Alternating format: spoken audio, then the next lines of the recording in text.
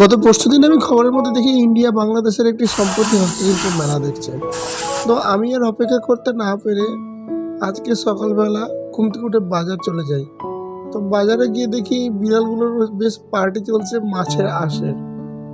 তো তারপরে আমি বাজার টাজার কমপ্লিট করে নিয়ে চলে গেলাম পুরীর দোকানে, সেখান থেকে পুরি কিনে নিয়ে পুরি খেয়ে নিয়ে চলে গেলাম রুমের মধ্যে গিয়ে কাজ ফাজ করে নিয়ে আমি সন্ধ্যাবেলা বেরিয়ে গেলাম ইন্ডিয়া বাংলাদেশের মেলার উদ্দেশ্যে। আজকে যাব বাংলাদেশের চাপাই নবাবগঞ্জের হস্তশিল্প মেলা। এটা হচ্ছে মালদা আর বাংলাদেশ, আমাদের হচ্ছে মদিপুর বর্ডারের পাশে অবস্থিত বাংলাদেশের চাপাই নবাবগঞ্জ। সেই চাপাই নবাবগঞ্জের সব হস্তশিল্প নিয়ে নাকি মালদা কলেজ স্টেডিয়ামে মেলা হচ্ছে 9 তারিখ থেকে 12 তারিখ, যেটা আমি খবরের মধ্যে দেখেছি।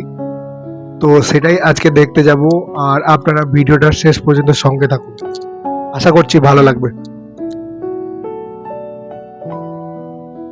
মেলার ভিতর ঢুকে দেখি শুধু ইন্ডিয়ার থেকেও বাংলাদেশের দোকান অনেক বেশি।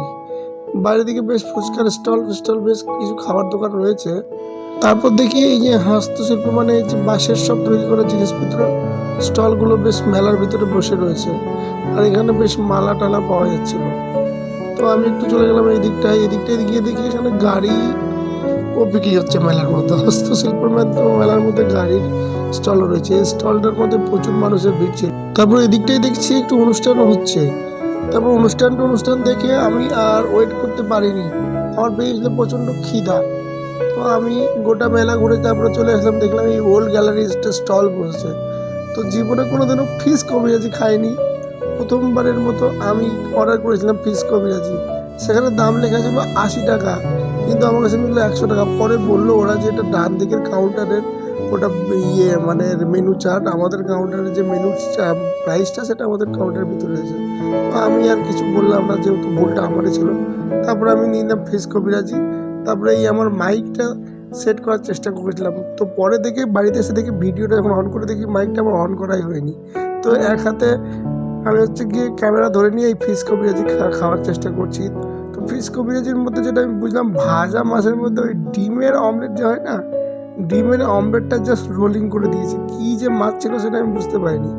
পার্সোনালি আমার ফিশ কবিরাজিটা একদম ভালো লাগেনি এই ওল্ড গ্যালারির। জানি না আপনাদের কেমন লাগে ফিশ কবিরাজি খেতে, আমার তো অতটা ভালো লাগেনি।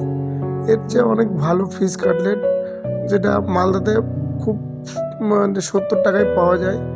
আর যদি ওই মালদার অতুল মার্কেটে একটা স্টল আছে, ছোট দোকান ঠেলা, সেখানে তো 50 টাকাতেই ফিশ কাটলেট দিয়ে দেয়। আর আজকের ভিডিওটা এইটুকুই। পরবর্তী ব্লগের জন্য অবশ্যই আমার চ্যানেলটা ফলো করতে ভুলবেন না। ধন্যবাদ।